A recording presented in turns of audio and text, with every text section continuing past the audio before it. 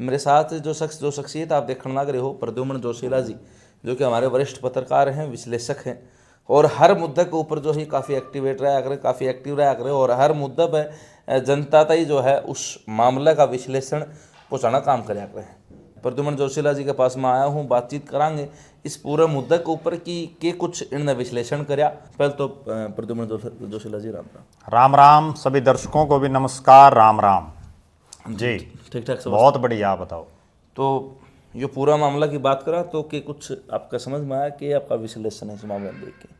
देखो, बिल्कुल सीधी और साफ स्पष्ट एक ही बात है जी कि कभी भी कोई शिकायत थाने में दर्ज हो जाए जी या कोई शिकायतकर्ता किसी की शिकायत करे जी, तो उस मामले में जब जब भी कोई मीडिया ट्रायल हो जाता है या कोई पंचायतें या आदमी अपना शक्ति परीक्षण दिखाना शुरू कर देता है जी।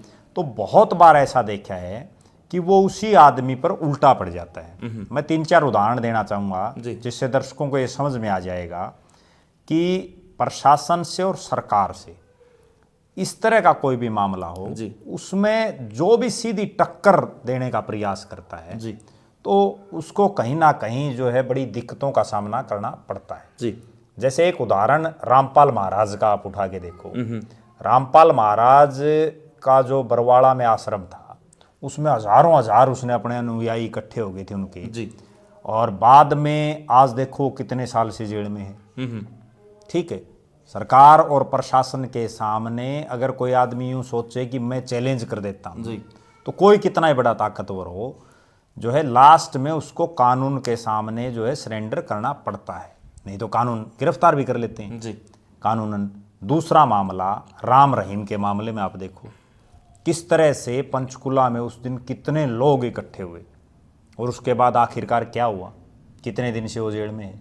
इसी तरह का एक मामला महम के पूर्व विधायक बाली पहलवान को लेकर के भी था। जी।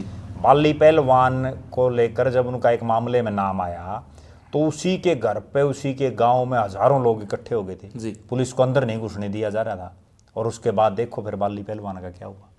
ठीक है, कोई भी इस तरह का मामला हो इसमें क्या है कि एक तो पेशेंस रखनी बड़ी जरूरी है आदमी को। दूध का दूध और पानी का पानी होता है लेकिन समय लगता है।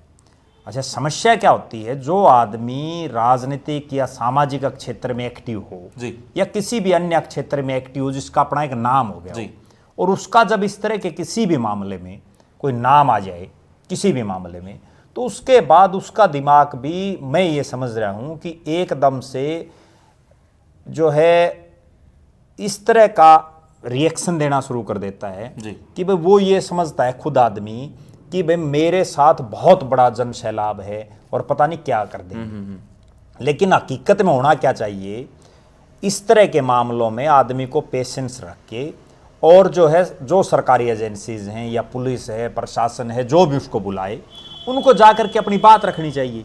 लेकिन भारत में समस्या क्या है बहुत बड़ी, वो ये है कि यहाँ कोई आदमी मान लो किसी का नाम आ गया और उसको गिरफ्तार भी कर लिया, गिरफ्तार करने के बाद अदालतों में लंबा समय चला जाता है और उसके बाद क्या पता वो बाइज्जत बरी हो जाए, लेकिन उसका जो इतना बड़ा ओरा था किसी आदमी का वो तो जीरो हो गया ना मामला। वो बाद में वो चीजें नहीं आ सकती।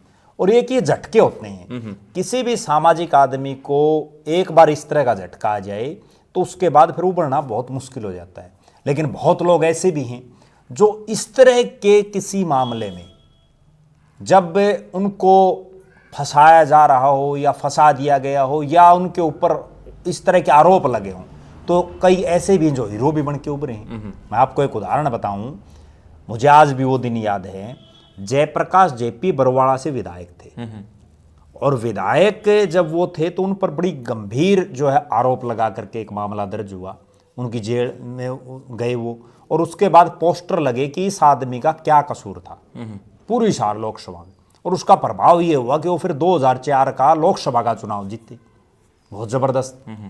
ठीक है, तो कई बार नेता भी बन जाते हैं, लेकिन असली कहानी क्या है कि प्रशासन का कानून का मान सम्मान करना जरूरी है।